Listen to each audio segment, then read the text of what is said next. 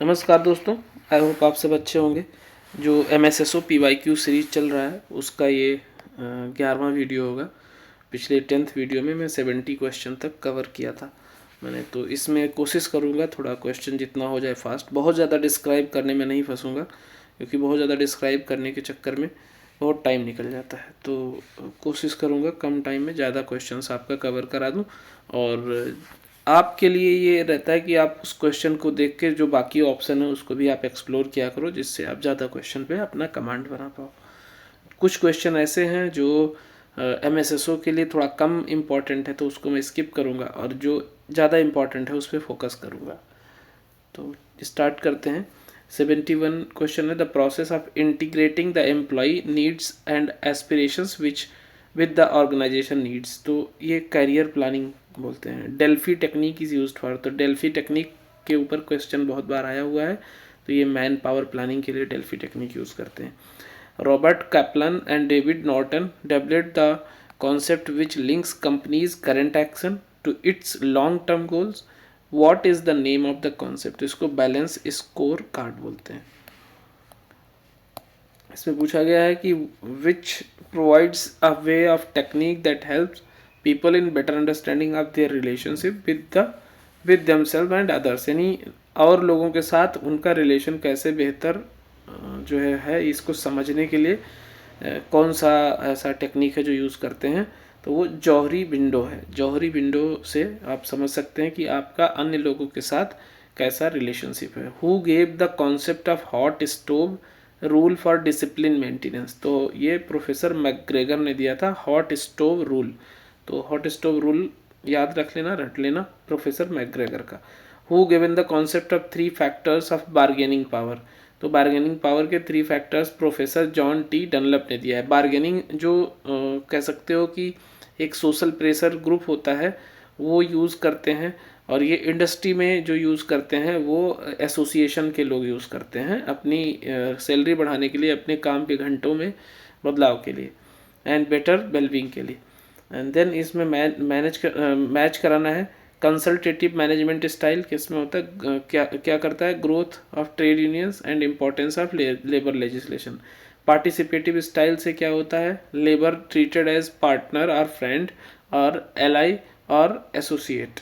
And benevolent authoritative style क्या करता है, external pressure of social worker और enactment of protective legislation. And exploitative authority style जिसमें labour को एक कमोडिटी के तरीके से माना जाता है और उसको यूज़ किया जाता है। तो ये सबसे वर्स्ट चीज़ है। इनमें से सबसे बेस्ट क्या है, जो 4th ऑप्शन है, लेबर ट्रीटेड एज पार्टनर और friend. Find the odd one out, इसमें से अलग कौन सा है। तो improving the mechanical condition of workshop floor is different है बाकी तीनों से। विच one of the following is not a main characteristic of industrial relations. तो मैक्सिमाइजेशन ऑफ प्रॉफिट जो है ये इंडस्ट्रियल रिलेशन का मेन कैरेक्टरिस्टिक नहीं है, बाकी तीनों मेन कैरेक्टरिस्टिक हैं। This scientific method helps in condensing mass of data into a few significance. तो जो ये स्टैटिस्टिक्स का क्वेश्चन है, रिसर्च का क्वेश्चन है, बहुत बड़े बड़े डेटा को कम जगहों पे दिखाना ही स्टैटिस्टिक्स का काम है। अब स्टैटिस्टिक्स कैसा काम करता है कि बार डायग्राम में दिखा दिया, ठीक है, या पाई चार्ट में दिखा दिया। पाई चार्ट में क्या होता है कि 100% को अलग अलग जो भी रेशियो है उसके हिसाब से, परसेंट के हिसाब से दिखा दिया, तो वो उससे जो है पता चल जाता है किसका कितना जो है इन्वॉल्वमेंट है, रोल है। And then which one of the following is need for labour legislation. तो लेबर लेजिस्लेशन के लिए क्या जरूरी है, safeguard working condition for labourers in an organization, यानी उनकी सुरक्षा बहुत ज़रूरी है। Industrial dispute is not a form of social security. तो इंडस्ट्रियल डिस्प्यूट सोशल सिक्योरिटी नहीं है। सोशल सिक्योरिटी और सोशल डिफेंस में मैंने आप लोगों को पहले भी बताया हुआ है।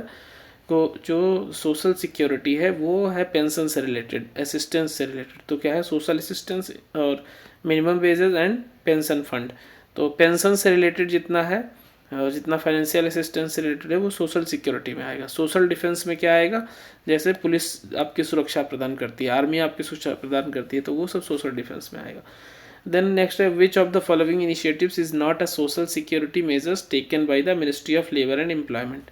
तो इंटीग्रेटेड चाइल्ड डेवलपमेंट स्कीम, ये इसमें लेबर डिपार्टमेंट से नहीं है, ये ICDS स्कीम है जिनमें बच्चों के पोषण पे ध्यान दिया जाता है। तो जो पोषण स्कीम है वो भी ICDS के अंडर आता है और ये आता है ministry of women and child development के अंडर। बाकी employee provident fund, reforming maternity benefit act, wider coverage of beneficiaries under ESI act. तो ये तीनों जो हैं ये ministry of labour and employment के अंडर आते हैं, ये और ये, ठीक है। एम्प्लॉयमेंट प्रोविडेंट फंड और रिफॉर्मिंग मैटरनिटी बेनिफिट एक्ट कब आया? 1961 में। और डाउरी, चूंकि इसी से रिलेटेड है इसलिए मैं याद करने के लिए सेम ईयर है, 1961 में ही आया डाउरी प्रोहिबिशन एक्ट। और जो मैटरनिटी बेनिफिट एक्ट 1961 में आया, उसके बाद में अमेंडमेंट हुआ, तो रिसेंट अमेंडमेंट से पहले 12 वीक का मिलता था मैटरनिटी लीव, अब मिलता है 26 वीक का पेड लीव होता है, ठीक है। ये आर्टिकल 42 के अंडर आता है। तो ये सब फैक्ट्स हैं जो आपको याद होने चाहिए। Wider coverage of benefit under ESI act. तो ESI क्या है? एक एम्प्लॉयमेंट सर्विस इंश्योरेंस है जो कि 21,000 से कम जिनका पर मंथ सैलरी होता है ESI में, उनको कवर करते हैं। और ESI के लिए कुछ उसमें एम्प्लॉयर का जाता है और कुछ एम्प्लॉई का कंट्रीब्यूशन होता है, बहुत ही नॉमिनल कंट्रीब्यूशन होता है, जिससे इनको हेल्थ इंश्योरेंस मिल जाता है। Identify one reason among those listed that does not attribute to the problem of sickness in industries which has affected industrial growth in India। तो कास्ट डिस्क्रिमिनेशन इसमें नहीं कर सकते, मतलब ये ऐसा रीज़न है जो जिसके वजह से आप किसी को मतलब किसी के चाहे जाति या धर्म किसी भी आधार पर डिस्क्रिमिनेट नहीं कर सकते। And irregular supply of raw material, recession, wallet government policies. तो जो ये बाकी और रीज़न है, ये ऐसे एट्रीब्यूट्स हैं जो किसी भी इंडस्ट्री को तबाह कर सकते हैं। लाइक बहुत टफ गवर्नमेंट के रूल बन गए लाइसेंसिंग के, रिसेशन आ गया, इरेगुलर सप्लाई हो गई, तो उससे इंडस्ट्री जो है तबाह हो सकती है। बट कास्ट डिस्क्रिमिनेशन से ऐसा नहीं हो सकता। विच of the following is an occupational illness among unorganised worker working in the brick kiln industry. तो रेस्पिरेटरी इलनेस हो सकता है। ऑक्यूपेशनल डिजीज़ मतलब ऑक्यूपेशनल इलनेस से आपको क्या समझ में आता है? ये FSSO में पूछा जा चुका है कई बार। तो जो आपके व्यवसाय के वजह से जहाँ पे आप काम कर रहे हैं ऐसे इस जगह पे फैक्ट्री में, उस वजह से जो इलनेस होती है उसको ऑक्यूपेशनल इलनेस या ऑक्यूपेशनल डिजीज़ बोलते हैं। तो रेस्पिरेटरी इलनेस कहाँ पे? जहाँ पे ब्रिक किल्न इंडस्ट्री है तो वहाँ पे ये इलनेस होती है, तो इसको ऑक्यूपेशनल इलनेस कहते हैं। बाकी ये डिमेंट्रा नहीं है, डिमेंशिया होता है, ये गलत लिखा है। तो डिमेंशिया, पोलियो और मेंटल रिटार्डेशन, अब ये IDD हो चुका है। तो ये सब जो है एक अलग प्रकार की बीमारी है।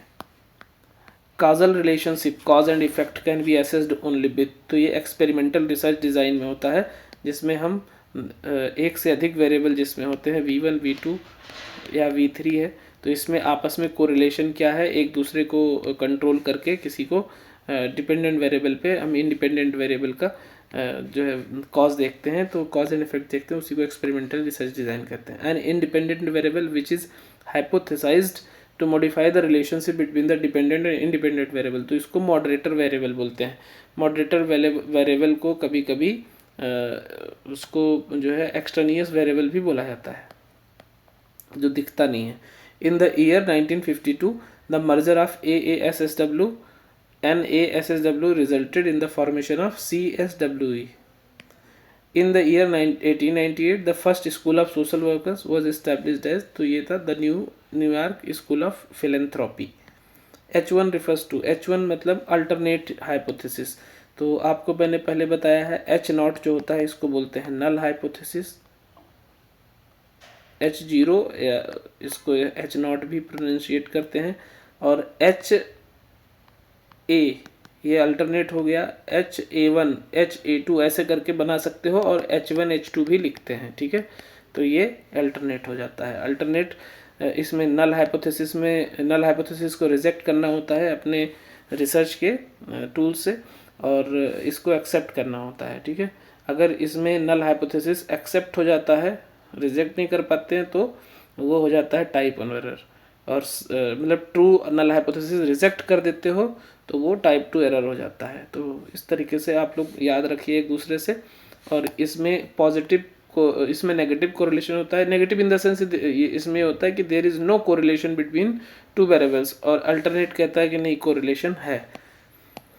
The chart is use to emphasize relative proportion और शेयर्स ऑफ ईच कैटेगरी। तो इसको पाई चार्ट बोलते हैं। पाई चार्ट इस तरीके से होता है, इसमें अलग अलग चीज़ों के परसेंटेज दिए होंगे। The procedure of arranging the data in some kind of concise and logical order is called. तो इसको टैबुलेशन बोलते हैं, यानी कम जगह पे सारी डेटा को कंक्लूड करना, कंसाइज करना। This type of research aims at the finding a solution for a immediate problem facing a society और एन इंडस्ट्रियल बिजनेस ऑर्गेनाइजेशन। तो इसको अप्लाइड जो है अप्लाइड रिसर्च बोलते हैं। और इसमें अगर उस पर बात करोगे कि कौन सा टूल यूज़ करेंगे, सोशल वर्क मेथड कौन सा यूज़ करेंगे, तो सोशल एक्शन यूज़ करते हैं अगर सडन कोई इशूज़ है उसको रिजॉल्व करना है। The researcher has no control over the variable. The researcher can only report what has happened और व्हाट इज़ हैपनिंग। तो इसको एक्स पोस्ट फैक्टो बोलते हैं, यानी पुराने समय में कोई गतिविधि हुई है उसका असर आज भी हो रहा है। जैसे जापान में जो है नागासाकी में जो बमबारी हुई थी उसका आज भी उनके वहाँ पे जो बच्चे पैदा होते हैं उनमें डिफॉर्मिटीज़ होती हैं, तो वो एक एक्सपोस्ट फैक्टो इफेक्ट है। Studies with the object to gain familiarity with the phenomena और to achieve new insight, it is a exploratory studies. तो रिसर्च का एक टाइप है एक्सप्लोरेटरी रिसर्च। तो उसमें क्या होता है कि नई इंसाइट डेवलप करते हैं कुछ फिनोमिना पे स्टडी करके, जिससे आप पहले से फेमिलियर है, तो उसको एक्सप्लोरेटरी स्टडीज़ बोलते हैं, यानी आप एक्सप्लोर करते हैं। When there is no difference between two situations, groups outcomes are the prevalence of a condition or phenomena, then it is a null hypothesis। अभी हमने आपको बताया था कि there is no correlation between two variables, three variables, that is null hypothesis। and hypothesis क्या है? hypothesis क्या है? एक tentative proposition है, यानी आप एक जो है अंदाज़ा लगाते हैं जो उससे रिलेटेड आपने रिव्यू ऑफ लिटरेचर किया, आपने लिटरेचर यानी जो भी आप उससे रिलेटेड पाठ्य पुस्तक या रिसर्च पेपर आपने जो पढ़ा उसके बिहाफ पे एक लॉजिकल आप प्रेडिक्शन करते हैं, उसी को हाइपोथेसिस बोलते हैं। Narmada Bachao Andolan is an Indian social movement against number of large dam projects across river Narmada spearheaded by. तो मेधा पाटेकर नर्मदा बचाओ आंदोलन के लिए जानी जाती हैं। And which one of the following is not a type of community power structure according to the Roshi? तो ये कोलेशनल है। Community is defined as an area of social lining marked by the some degree of social coherence। तो community में एक social coherence होता है, एकजुटता होती है, और community में लोग common dialect होते हैं, लोगों के common area होता है, geographical area होता है, उनकी अपने रिचुअल्स कॉमन होते हैं, उसी को ही कम्युनिटी कहते हैं। The conscientization model is associated with, तो पॉल फ्रेरे का ही है conscientization model. Mary Richmond social case work के लिए, सोशल डायग्नोसिस के लिए जाने जाते हैं। Which of the following is not an agency of public opinion. तो फैमिली पब्लिक ओपिनियन के लिए यूज़ नहीं होता, बाकी प्रेस, रेडियो और मोशन पिक्चर्स फैमिली ओपिनियन के लिए यूज़ होता है। Strategies of social action is are. तो सोशल एक्शन का स्ट्रेटजी क्या है? Collaboration, competition and disruption. तो ये 1, 2 और 4 ऑप्शन हो जाएगा। The minimum prerequisite of a social relationship is harmony. कम से कम तो हार्मनी होना ही चाहिए, जो एक सोशल रिलेशनशिप का मेन कह सकते हो कि इंस्टिंक्ट है। विच one of the following is not a manifestation of urban poverty. तो अर्बन पॉवर्टी का कौन कारण नहीं है? ग्रोविंग सेंस ऑफ होप, इससे नहीं बनता। बाकी ग्रोथ ऑफ स्लम्स बढ़ रहे हैं जो कि अर्बन पॉवर्टी को बढ़ा रहे हैं। Growth of informal sector, informal sectors के बढ़ने की वजह से भी अर्बन पॉवर्टी बढ़ रही है। And pressure on ionic amenities, तो ये भी पॉवर्टी को बढ़ा रहा है। बट सेंस ऑफ होप से कोई मतलब नहीं है। विच one of among the following is an element of approach to urban community development। तो urban community development का approach क्या है? Identification and development of local leadership। The first pilot project in urban community development was started in, तो पहला pilot project urban community development को लेकर दिल्ली में हुआ था। Identify the problems of agriculture labourer from the options given below. तो क्या है?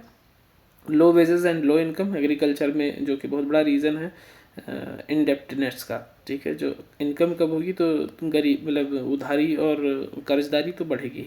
Which of the following is not a need of rural development. तो रूरल डेवलपमेंट का नीड क्या नहीं, कम्युनिटी सेंटर्स जरूरत नहीं, बाकी land reforming public health and sanitation and literacy, ये बहुत ही हाईली इंपॉर्टेंट चीज़ है जिससे रूरल डेवलपमेंट ग्रामीण विकास संभव हो सकता है। Which of the following is are reasons for poverty in rural areas. तो रूरल एरियाज में पॉवर्टी का मेन रीज़न क्या है, तो वो है lack of water and nutrition, inequality और इलिटरेसी। इंटरटेनमेंट अगर नहीं भी है तो भी चल जाएगा, ये तीनों चीज़ें हाईली इंपॉर्टेंट है किसी भी जगह के विकास के लिए।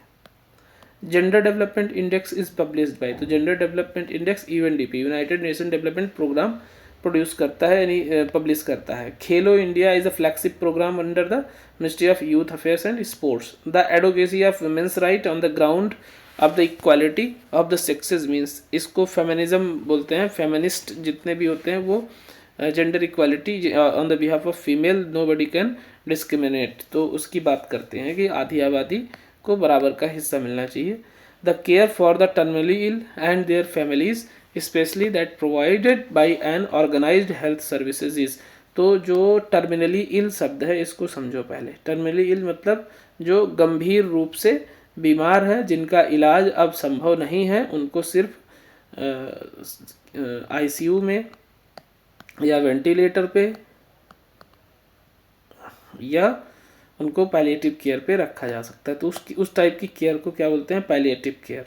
ठीक है, अब ये टर्मिनली इल से आपको एक और चीज़ बता दूं, जो यूथनेशिया शब्द आया, यूथनेशिया मतलब मर्सी किलिंग। ठीक है, यूथनेशिया शब्द आया, इसमें यूथनेशिया दो टाइप का होता है, एक होता है एक्टिव और एक होता है पैसिव। एक्टिव हमारे इंडिया में अलाउ नहीं किया गया, कोर्ट ने मना कर दिया, और पैसिव को परमिशन दिया है। पैसिव के लिए परमिशन के लिए प्रॉपर कंसेंट होना चाहिए फैमिली का, और उसके अलावा मेडिकल जो टीम है, ट्रीटिंग टीम है, उनका रिकमेंडेशन होना चाहिए, और देन जो डिस्ट्रिक्ट से अप्रूवल मिलेगा, हायर अथॉरिटी से जो अप्रूवल मिलेगा, देन इनको आप जो है इनकी जान ले सकते हो। और ये मर्सी किलिंग में इसलिए आता है। और इसमें क्या होता है पैसिव में, जैसे सपोर्ट सिस्टम में सपोज करो आईसीयू पे परमानेंट 4 महीने से है, तो उस आईसीयू की सर्विस को, वेंटिलेटर को हटा लिया जाएगा और पेशेंट की डेथ हो जाएगी। ये क्योंकि ऐसा माना जाता है कि पेशेंट को अच्छे से मौत आना भी उसका अधिकार है। ठीक है, उसको घुट घुट के मारना कोई जो है ह्यूमन राइट के अगेंस्ट है। तो जिसको पता है कि ये ठीक नहीं हो सकता, जीवन भर इसको वेंटिलेटर पे रखना पड़ेगा, बहुत पेन में रहता है, तो वो यूथनेसिया की डिमांड कर सकता है, और ये लीगल प्रोसेस है मर्सी किलिंग का। नेक्स्ट क्वेश्चन है, which of the following are types of family structure. तो फैमिली स्ट्रक्चर का टाइप क्या है, joint family, nuclear family, childless family और एक्सटेंडेड फैमिली। ज्वाइंट फैमिली में जहाँ पे लोग साथ में रहते हैं, न्यूक्लियर फैमिली में सिर्फ मतलब विवाहित पति पत्नी और उनके बच्चे रहते हैं। चाइल्डलेस फैमिली जिनमें कोई बच्चा नहीं है, एंड एक्सटेंडेड फैमिली यानी कुछ फैमिली यहाँ है और कुछ फैमिली यहाँ है, कुछ पढ़ने के लिए गए हुए हैं, तो ये एक्सटेंडेड फैमिली हो जाता है। The first book on social case work is, तो सोशल डायग्नोसिस फर्स्ट बुक था केस वर्क पे, किसका था, मैरी रिचमंड का। Group cohesiveness is the willingness on the part of all members to stay on in group. तो group cohesiveness ने हम की भावना एक ग्रुप में। Secondary groups consist of a number of people who meet regularly but who do not have intimate ties with each other. मतलब secondary group मिलते हैं बट उतना ज़्यादा बॉन्ड नहीं होता जितना प्राइमरी ग्रुप में होता है। Marjorie Murphy defined social group work as enhancement of persons social functioning through purposeful group experiences. Giddens ने क्या बोला, Giddens defined social group as a social group is a number of people who interact with each other on a regular basis. Charles Cooley was one of the earliest group theorists to highlight the importance of group experience and point out that it was by group experience that the individual becomes socialized। तो 19 minute का बन गया, चलो इसको 20 कर लेते हैं, 30 तक।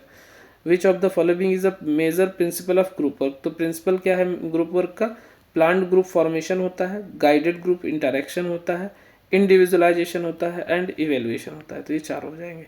विच one of the following is not the purpose of group work. Purpose क्या नहीं है, तो हम देख लेते हैं, जो है उसको देख लेते हैं। To teach individuals to live and work together, to participate in the activities of the group, to solve problem of adjustment.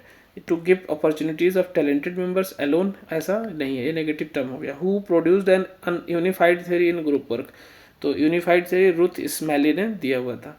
And phobias, panic and obsessive compulsive disorder are classifies anxiety disorder. ठीक है, तो obsessive compulsive disorder जिसमें बार बार जो है obsession यानी ख्याल आते हैं हाथ गंदे होने के, शरीर गंदे होने के या कुछ गलत होने के, तो वो ओसीडी है और उस पर इंसान कंपल्सन करता है तो ओसीडी हो जाता है। पैनिक अटैक, जो अचानक से हार्ट बीट बढ़ जाता है, ऐसा लगता है पसीने आ जाते हैं और ऐसा लगता है कि अभी कुछ बहुत बड़ी घटना हो जाएगी। फोबिया मतलब अचानक से किसी से डर लगना, पर्टिकुलर सिचुएशन से, पर्टिकुलर हाइट से, किसी जानवर से, तो वो फोबिया है। मतलब इरेशनल डर जो होता है, इरेशनल ऐसा डर होता है, उसको हम फोबिया बोलते हैं, तो उसको वो सब एंजाइटी डिसऑर्डर में आता है।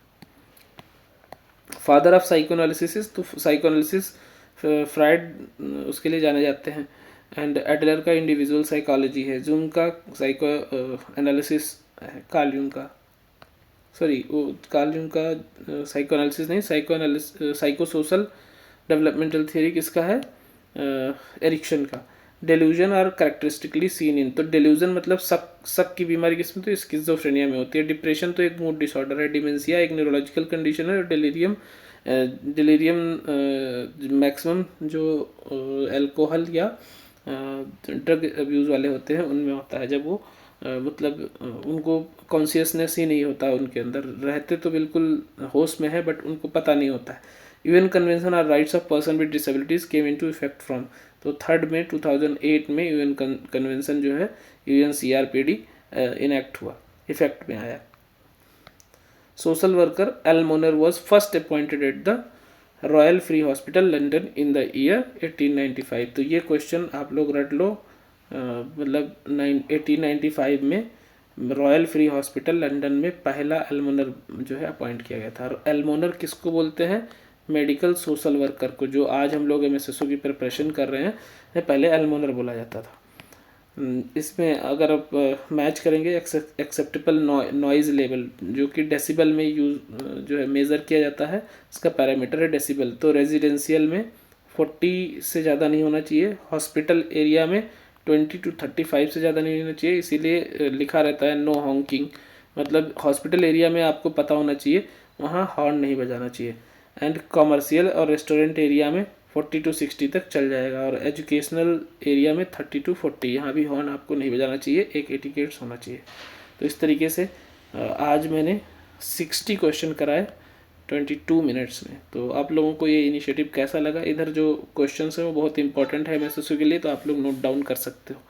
और जितने लोग अभी पेड बैच में, वैसे मैं इसको मेजरली अभी डिस्कस करूँगा और भी इसके जो डोमेन है, तो जो पेड बैच ज्वाइन करना चाहते हैं अभी अलाउ कर रहा हूँ मैं, रिकॉर्डेड वीडियो जो अभी तक हो चुके हैं उसका प्रोवाइड कर दूंगा, रिकॉर्डेड वीडियो और PDF मटेरियल जो हो चुका है, तो लिंक दिया हुआ है डिस्क्रिप्शन में, आप जाके ज्वाइन कर सकते हैं। मिलते हैं नेक्स्ट वीडियो में, थैंक यू।